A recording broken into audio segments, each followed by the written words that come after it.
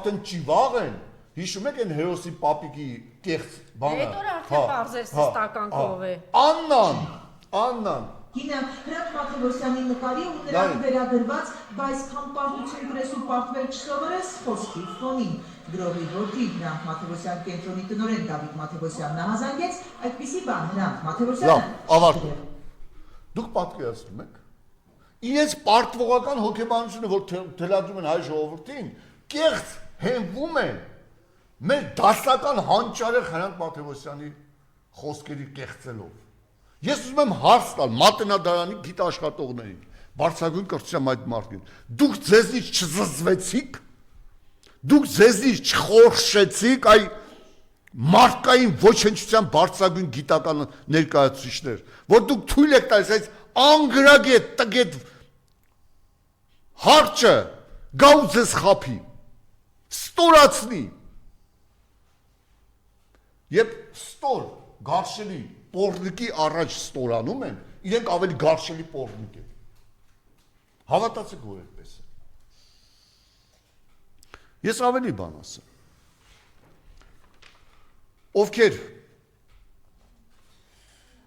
Ովքեր չեն հավատում, կարող են հենց իմ էջում բացեն կարդան։ Ես մամուլից եմ վերցել։ Աննան ուներ 8 անգամ 8 ինչ-որ սուպերմարկետների ցանկ։ Տերորի ենթարկեցին են, որ ասում էին բանը Ծիրան սուպերմարկետներում ստուգումներ են բանեն, հետո Նարեկ Նալբանդյանի այդ իրենց բանը, այսինքն իրենց օլիգարխները, դա բանը։ Նարեկ Նալբանդյանը գնեց Ծիրան սուպերմարկետները, ծուկտոր սուպերմարկետները։ Այ հենց իրանք են իրանք։ Հա, հիմա ուրիշ բան ասեմ։ 5 միլիոնով իմիջիալոս գնեցին նաև Հովիկ Աբրամյանի տունը։ Չեն գնում իրանք, դες պրոստը ռեկետ են անում։ Հա։ Հիմա մի ուրիշ բան ասեմ։ Երեք Անան գնողի նման, Երևան City-ի իմ շատ մտերիմ մեկը, ասում է Երևան City-ներ շուտով դառնալվեն Աննայի սեփականատերը, բանին Լֆիկին Սամվել Ալեքսանյանին ասել են 25%-ը քոննա, 20%-ը այդ քո շրջապատի մարդկանց, 55%-ը պետք է Աննան լինի։ Եվ հիմա գիտեք ինչ տերոր են, ինչպես Ծիրան սուպերմարկետներում են, չէ՞ տերոր անում, ստուգումներ անում բան։ Հիմա անում են նաև բանի Երևան City-ների, բայց սկսել են փոքր ձեռնարկություններից։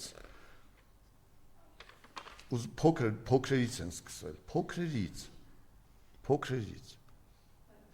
Եվ ամփոփենք։ Ես ուզում եմ ամփոփել հետևյալ կերպ։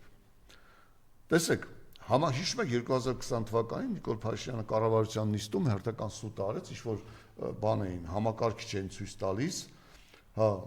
բան էին անում էլի, ասում էին մեր Հայաստանը իր համակարգիչն է ստեղծել եւ այլը։ Հիմա առողջապահության փոխնախարարը գնացել է միտեղ, ասում եմ դեղերի բանի այդ որ գրում ենք, այդ ռեցեպտները բան չի անում, չի այդ համակարգչի մեջ չեն կարող մտնել ծրագրերը, բան ասել են, սա Նիկոլի նման զիբիլ է, թափեք։ Առողջապահության փոխնախարարն է ասել։ Բայց այդ Նիկոլի նման զիբիլը մեր բյուջեի վրա նստել է $100 միլիոն։ Դուք հասկանում եք դա ինչ է։ Ասել են Նիկոլի նման զիբիլ է, թափեք։ Ես ուրիշ բան ասեմ։ Այն որ ասում եմ մեր գրպանները չենք լսում, բյուջեն ենք լցնում, այդ վիժվածքի ծնունդ $102 միլիոն Համաշխարհային բանկից առողջապահության համար վարկ ես վերցրել, ուր է $102 միլիոն։ $750 միլիոն պարտատոմս ես թողարկել 71% սպասարկմամբ, եւ աշխարհում ամենաթանկը աֆրիկական երկրների համար 41% է։ 750 միլիոնի 3%-ը հաշվեք տարեկան ինչքան փող է անում։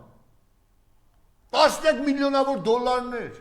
Եվ սպասարկող օֆշորում Աննայի եւ ըստ օդում պատտվող խոսակցություն։ Ահա թալանը, ահա ստորացումը։ Շնորհակալություն։ Մնացեք մեզ հետ մի քանի րոպեից ուղիղ եթերում կլինի Նարինե Դիլբարյանը։